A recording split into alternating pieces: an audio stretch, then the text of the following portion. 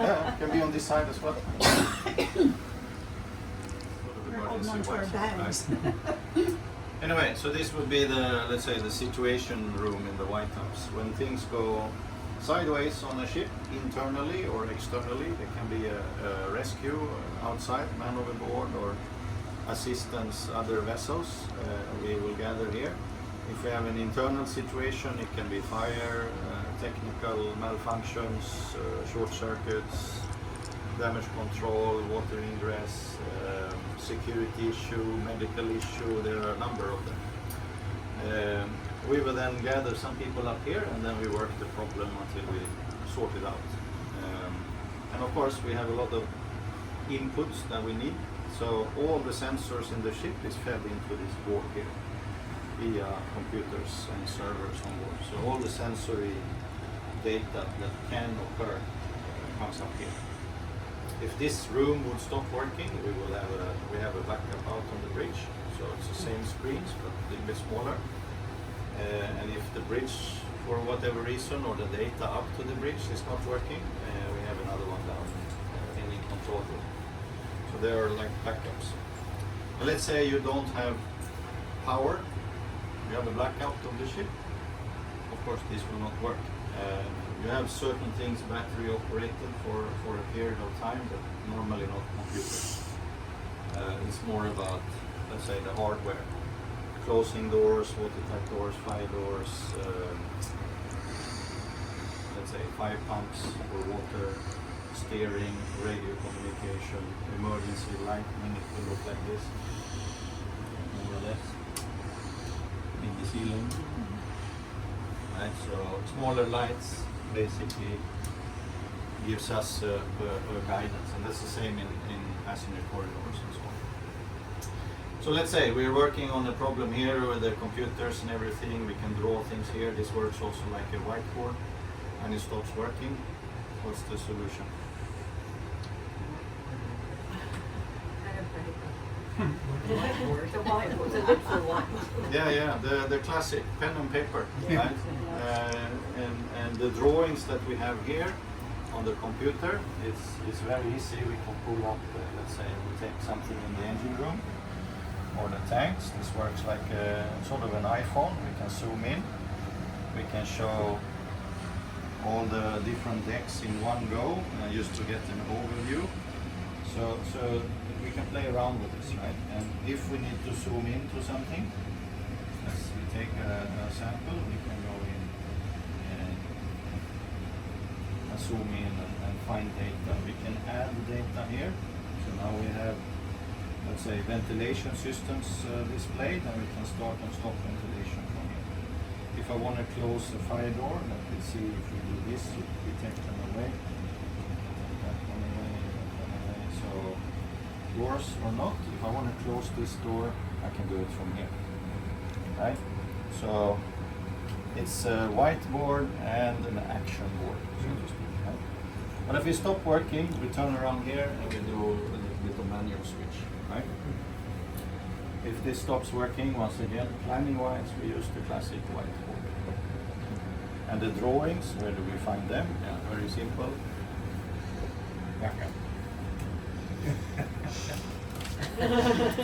The old-fashioned way, right?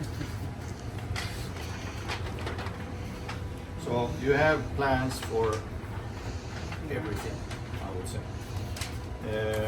And what to do in a certain circumstance. We can get an automated checklist in this scenario. When you classify a problem, it will populate the checklist. What's the equipment in this area that you need to blah blah blah, blah worry about? And if this is not working, once again we have the, let's say, manual paper checklist. Who to contact, what to do, fire, equation, grounding, blah blah blah.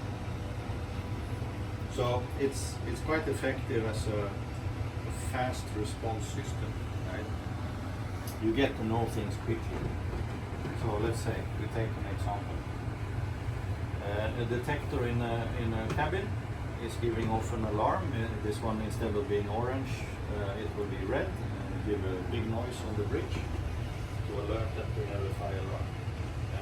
And And then we open up this, let's say, info sheet, and we get two pieces of information. The black one there, 22, is let's say the smoke content in the cabin at the moment, or particle content, which is low. If it goes up to 150, it will give off an alarm. So that's the smoke detector, right? The red one there is temperature. So if we see the temperature also go up, we know we have a heat source and most likely a fire.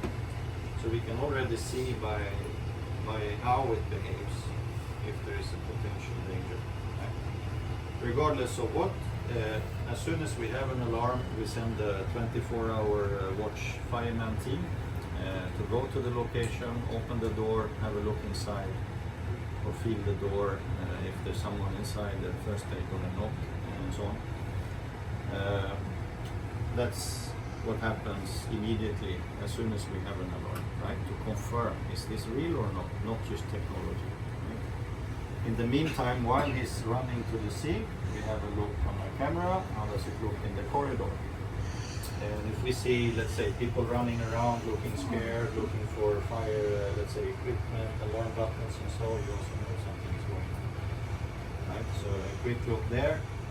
We will then activate our fire teams on the PA system, and now we start to work from that. So let's say we place some of the fire teams out. And we also have something for them to do. Number one team, let's say, going on fight the fire. Number two team here, they're going to do something called boundary cooling, which is make sure nothing else starts to burn. And number three team here is the rescue team. Go out on the balconies, open the dividers, and get you guys out. That's the fastest way to evacuate, let's say, a cabin area. Use the balconies, take the dividers in, and get everyone out in the fresh air and walk along the side. Okay? The traditional way is to go from cabin to cabin in a corridor with smoke hoods, crawling on the floor if it's a smoke-filled area. It takes time, it's a bit risky, and it's also scary, right? If you're not used to it. So this balcony scenario is a very useful tool. We will also have some other people around. Is there a sensor saying whether, there's sensors knowing whether there's people in those rooms? No, we cannot see if you're there, but there are, let's say, tests on passenger ships, some working, some are not working, linked to the card, and actually a little Wi-Fi receiver here. So if you would be in the room, you could see there are two people in the room, or two cards at least in the room.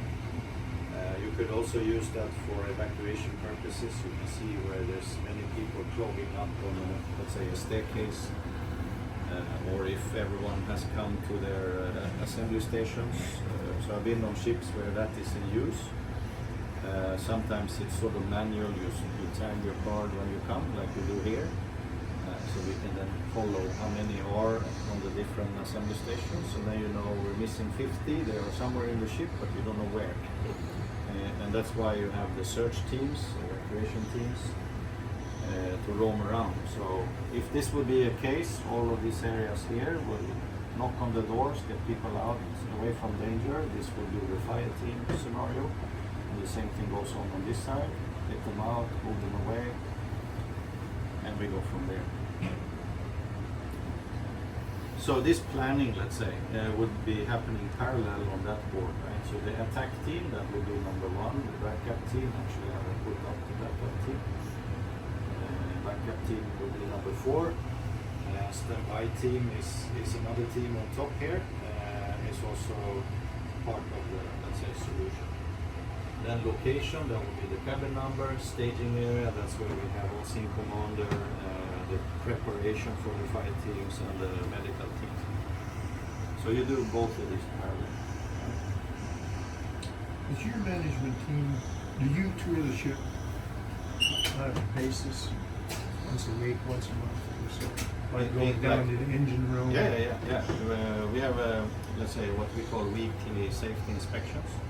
So the meeting I was on now was what is called a planned maintenance meeting. At the end of that, we have a selection of areas where we check. So in this case today, it's going to be deck 2 and 3 and life-saving stations. Next week, it can be, let's say, electric workshop, engine workshops on the lower decks. Following week after that, it can be, let's say, engine spaces and so on, right? So that's a regular thing that occurs. And one thing I use is also this, if we look on that, this one here. It is, it's good to have cameras.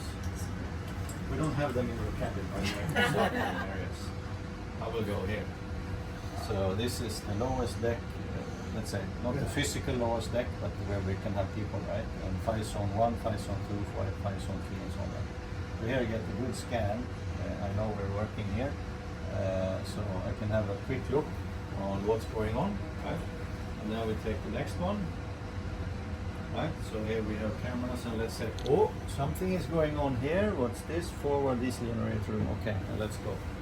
And we go here, right?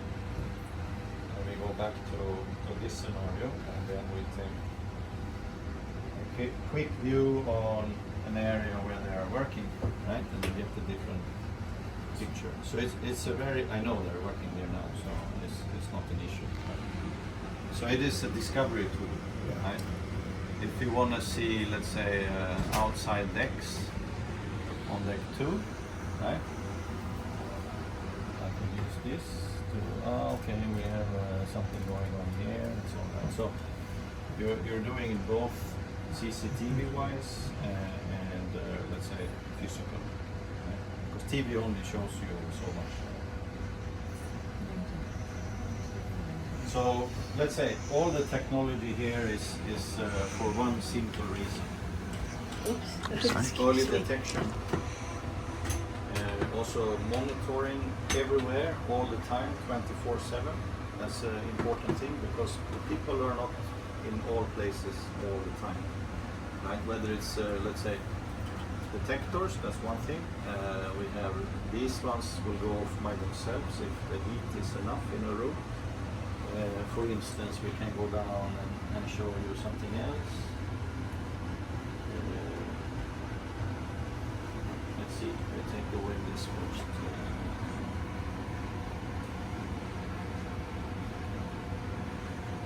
I'll just delete some of my stuff. Ready for action, so to speak. And then we're gonna have the drawings.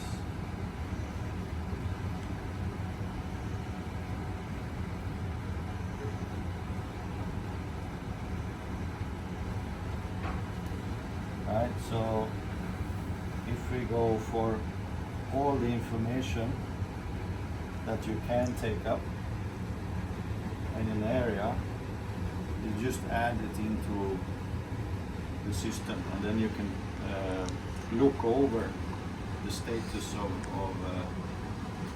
you see the blinking door there, for instance. They're moving in between, that's where they are working now. So that is on the move, right?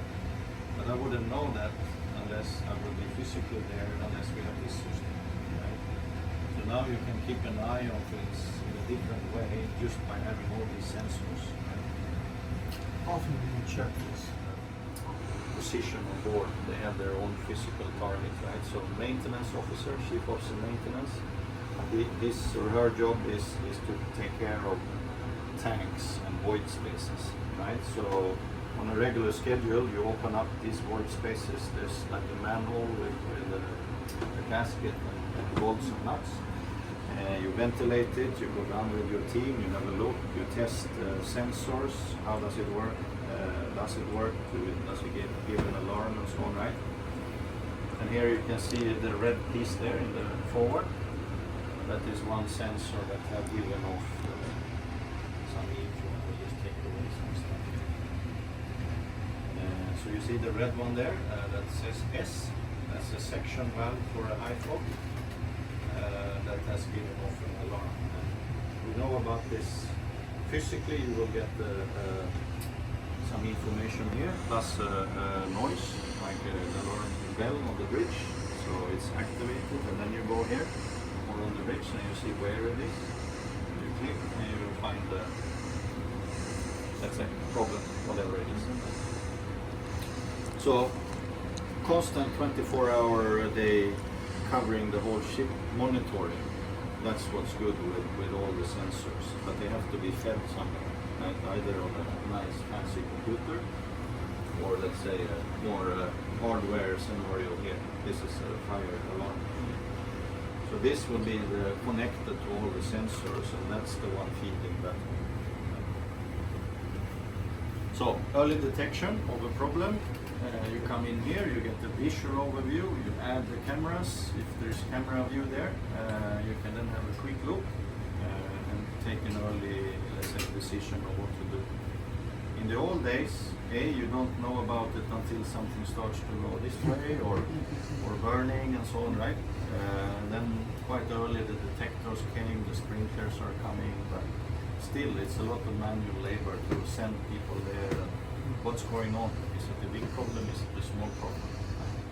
So that time frame is cut down nowadays. And also the discovery is faster. And of course, that makes our lives easier, but when there's a problem coming, you can act on it earlier. Right? And then it's actually a relatively small problem. When it comes to fires, it's very easy. Time is directly linked to consequences. So early detection and let's say a fireman on patrol, the solution is maybe a bottle of water in a trash bin that's on fire or whatever it is. Right? If you wait a while, it's an extinguisher issue. If you wait a while longer, it's a fire team issue. If you wait a while longer, it's a general emergency alarm issue. If you wait a while longer, it's an abandoned ship issue. Right? So it's all linked to time. And if you can deal with it early, it's less. Right? So, in all these 70 crew up and down in that range, about 380 or so is hotel crew, as we say, and half of them are front of the house, that's the waiters and the stewards and so on, right? The other half is back of the house, that's the chefs and the galley personnel and all those. And then you have about 70 people that are working with, let's say, technical operations, so that's a marine wrecking engine. So here we have, let's say, back of the house operation. You see the chefs there. Waiter was just running past. Now it's pretty calm, it's sort of in between, right? But that's one part of it, right? And then the technical side is half on deck and half on engine. So let's say 35 each. Right? And we're working in shifts. So engine control room, basically working like a bridge as well. That's always manned also. You have engineers and motormen and wipers. We are going in and out of the engine areas constantly on rounds. And we have the same deck here, fire rounds and security rounds, plus the maintenance, painting, washing, and whatever it is. And then you have a lot of other scenarios that is quite often forgotten. Let's say these guys, the main laundry. That's a 24-hour operation. Yes. Right? These are the small machines.